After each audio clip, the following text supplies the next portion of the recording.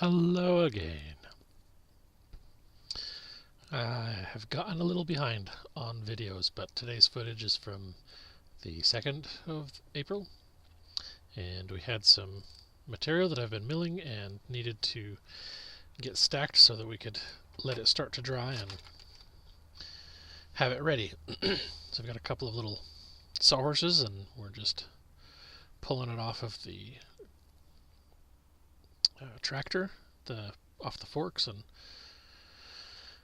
in retrospect, it probably would have been, easier to bring the tractor back a little bit closer, but the ground is still a little bit too wet, so I didn't want to risk creating a bunch of ruts in the area that we had spent quite a bit of time last fall working to smooth out.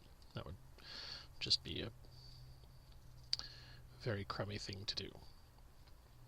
So I've got a little pile of stickers over here on the right, and as I bring out a couple of boards, I'll put a sticker in between each layer, and then eventually I'll put some scrap roofing metal over the top of it, tie that on so that it can be protected from the rain, which was good because it did rain quite a bit between then and yesterday. We finally started actually getting to this. We got everything ready, so we sprayed the lumber with borax, which is something I need to start doing as soon as I mill it. I need to get some kind of a routine where I mill it and maybe put it on the forks of the tractor and then move it to the pallet and put it on the pallet, spray it, and then stack it and keep spraying that way. I don't know. We'll see how that folds out. But for now, the lumber is most of this pile is still here. We'll see how much I actually end up using of what I actually already have set aside, and if I need to, I'll spray some more with some borax. Emily decided that she was working on something else, and she decided that I needed a little bit of help, so she came, and the lower levels were all 2x8, 2x10, and 2x12, so they were definitely one board. Only carrying one board at a time. And then the top section was 2x6s. And here I'm going to go grab a couple more logs, get some cottonwoods so that I can get a little bit more siding and flooring. So I've mentioned it in previous videos. I'm putting a layer of lumber on the very bottom of the floor to help seal it in as like a mouse block kind of a thing, a bug block, just to provide something, a firmer barrier than the foam insulation itself. And here I've got a couple last pieces of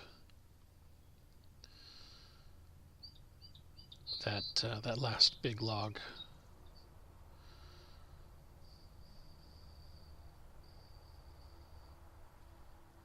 And I'll show you a picture of this. There's a little pile in the bottom right corner of the screen. This is stuff that I could have made 2x2, 2x3, 2x4, or 1x, same stuff. But instead, I'm piling it all up because you can see the big pile of slabs and little tiny stickery stuff that just wasn't good enough, or whatever. I didn't want to try and make stickers or anything out of that stuff, so I need to make a slab rack that I can then put all of that stuff in and cut it up with the chainsaw easily. And now that I've got that big log finished, it's definitely time to change that blade, because there were, I think I counted a total of 6 nails in the bottom end of that big log. Now, because I was pushing through and just trying to get it done without having to change the blade, because I didn't want to risk dulling another blade with a nail that I found in it, I did end up with some slightly wavy lumber, which admittedly does decrease the quality, does decrease the value, but since I'm just building stuff out of it, I'm totally okay with that, actually. One of the next projects I need to build, for instance, is a little, I guess I could call it a mini hay barn. It's going to be about 4 inches, or excuse me, 4 feet by maybe 5, well, probably 3 feet deep and 5 or 6 feet across. The goal is to have a platform that will fit on the pallet forks, that we can stack hay on it, and it'll have some posts that will allow me to build a roof over the top of it to help keep the hay dry all season. And my thought is, if I build a couple of these, then I can take that and move it around the property wherever I need it. So when we're actually haying, we can turn the hay a couple of times and then bring that out right to where the hay is and just fill it full of hay, and then take it, say, over by the rabbitry area or by the chicken coop, wherever we need the hay, and then just set it down. And I'll have to work on a few logistics about that, because, for instance, I know I'm going to be needing to put it down in dirt and potentially mud.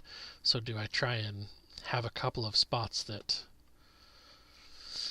are, covered in gravel, or do I spend the money that would have gone into gravel and instead spend it on concrete and build some little concrete pillars, or even actually, make a foundation structure out of concrete, so that it's got a lot of weight down low, is windproof, and would then also be a little bit more tip proof on the forks as I'm moving it around. I'm kind of leaning towards that, because then it would also not matter as much if the ground weren't completely flat. So I don't know. We'll see. But I kind of got a little overzealous with these logs, in thinking that because I had just done this big, giant, massive log, these ones combined weren't as wide as that one was, so I could do them at the same time. And on the one hand, it did actually work really well, because they're both too long. They're both a little over 12 feet, and so they're too long for me to have put both of them on the mill at the same time, one after the other. But as I discovered here when I went to try and turn them the first time, that turned out to be a little bit of a difficulty, because they were wide enough that they did take up the whole width of the mill. So I had to try and move the one and then turn the other, and then I realized that I'd have to create a second flat side on the back log before I could actually stand this first log up. And so I ended up rolling the first log 180 degrees instead of 90 degrees, so that it would be resting on the mill bunks, and I could then just keep milling. And once I have a flat side on the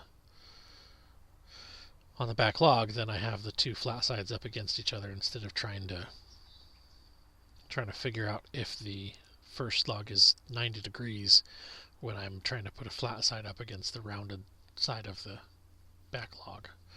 Would just have been rather difficult to do that way. But other than that, like I said, it did actually work really well. I ended up, since these were intentionally being cut as 1x material, I ended up with a lot of time saved by not having to adjust, one log and then adjust the other log.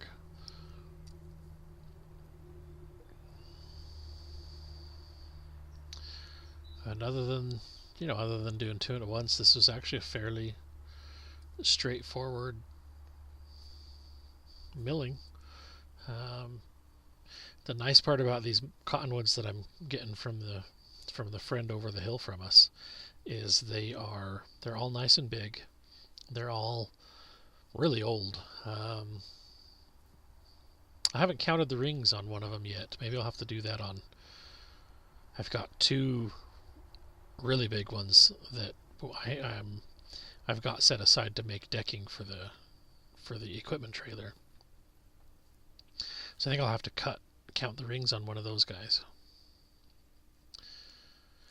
And here I'm just getting everything ready, and if there's two ways to do this since I'm doing siding. If I wanted to, I could leave the edges live and just throw the boards up and do a wider batten, and it would seal them up just fine. But since I'm needing some of this at least to be the mouse/bug barrier to hold the insulation in place while it cures, and that has to be nice and straight sides because it's going in between the floor joists. I figured I would make as much of this as I could that was actually good lumber, and so I'm just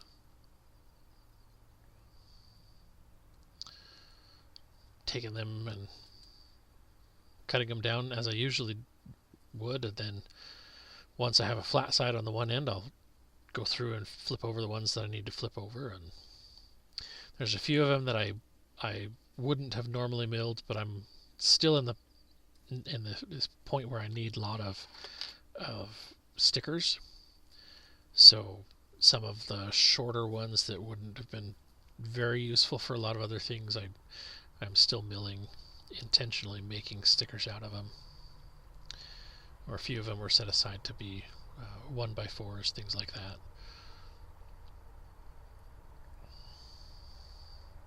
And then there's a lot of these little 1x1, 1x2 pieces that are being set aside, again, to be able to use for stickers. That's definitely something that when you start milling, you don't realize how many you actually need. Because if you figure on an 8-foot board, you've got 5. Ideally, you want a support at least every 2 feet to help make sure it's flat. So, you've got 5 spots on that pallet to get that support. And then every time you put a layer of lumber down, you need a sticker over each of those supports. So every layer of lumber is 2 4-foot stickers, 1 4-foot sticker or 2 2-foot stickers. So there's quite a bit, definitely quite a bit. I will probably eventually make a sticker tote similar to what I was explaining with the hay, the little mini hay barn.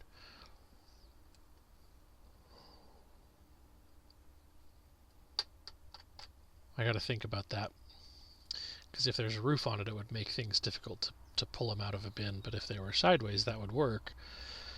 But then sideways leaves it open for critters to make homes in, although if I'm using it often, that won't be an issue. I don't know, lots of ideas. Lots of things you can do with some of the smaller scrap pieces of wood.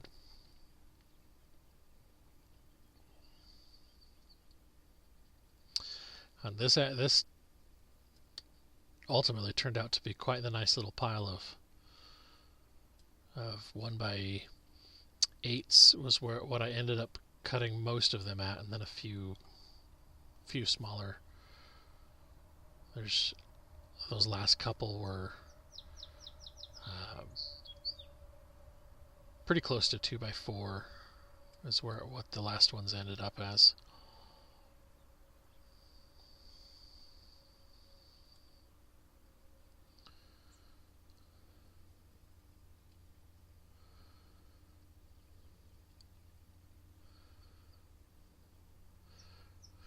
So now I've got on this palette a little bit of Doug fir on the bottom, and then I've got a bunch of cottonwood in some unusual thicknesses, some 3x3s, 3x6s, 2x8s, and those all have the goal of becoming a sheet good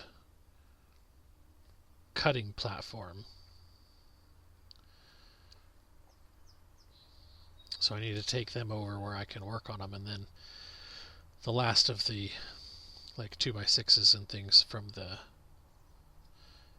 big log I need to get stacked and stickered, so that's why I'm pulling these off of this little trailer frame that I've been using as a temporary lumber stand. Coincidentally, that trailer frame will probably become, in the not too distant future, a solar kiln, so that I can move it around as needed.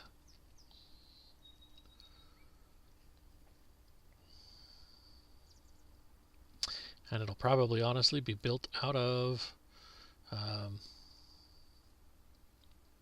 cottonwood, because again, I mean, if it's free, I get a lot of I hear a lot of complaints when people find out that I'm using cottonwood, and admittedly it doesn't handle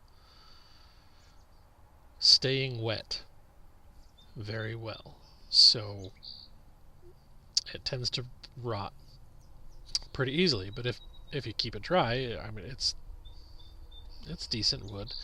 It's not quite as hard as Doug fir. It's not quite as strong as Doug fir. It has a little bit more give than Doug fir, which can be a good thing. That's one of the reasons why it's actually used for some for trailer decking and pallets. But yeah, as long as it stays dry. So I mean, for instance, as long as you keep the roof overhang big enough that it doesn't get water on it, then there's really not much of an issue with it. So we'll get that mill covered and put away, because I knew it was going to be a little bit of time before I got back out to do some more milling. And then I'll go off stack all of this stuff onto a couple of sawhorses again.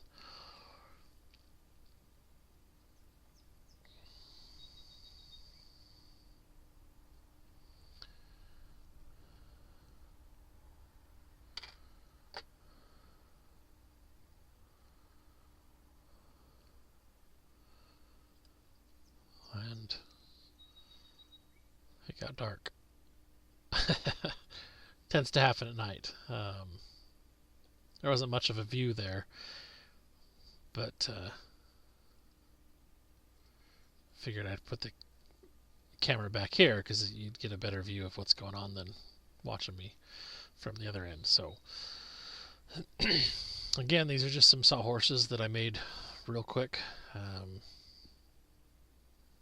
think each one took 3 2x4s to build, and they've lasted pretty good. I mean, the only time I've had an issue with them was when I hit them with the tractor and pushed them over, and that admittedly did break them, but they were pretty easy to repair. So I tried to figure out. I started stacking, and then I realized I kind of needed to work this out a little bit. So I'm setting some of the 3x3s aside, and then I realized that what I was thinking wasn't really going to matter, because if you get enough 3x3s over there, then I can put shorter pieces on top of them anyway, just like that. I was going to move the sawhorses closer together, but then that would create a little bit of a challenge because then they would be less stable. With, if there was a good wind storm or whatever. So then I am getting here's what I was telling you about with some roofing material. I'm just using scrap pieces that were given to us from a friend, and they work great for covering all of the lumber. I do still have the plan to build an actual pallet roof with some of the scrap type pieces of 2x material that from one of the shorter sections of log, and so I'll get to that in the not too distant future. But then same thing, just stack everything up, and the goal for this pile is just to, these ones are mostly dry already, so the goal is to just keep them from getting wet, but so there weren't any stickers involved.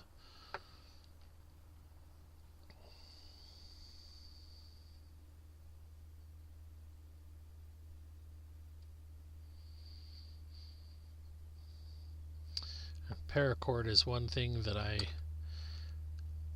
definitely can never have too much. It comes in handy for all kinds of things. Especially if you learn a few basic knots and learn, figure out how to cinch and tie and whatever. And so this is what I was left with for the first batch of that giant massive log. And most of these are intended to become flooring. Some of the 2x6s will be used for construction purposes, but almost all of the wider boards are going to become flooring. And then here's the pile of 12-foot long. Like I said, most of it's in the 1x8 range. There's a couple that are a little bit wider. And then there's a bunch of 1x5s and 1x4s. A couple of 2x4s there on the front. And a whole bunch of little 1x1s.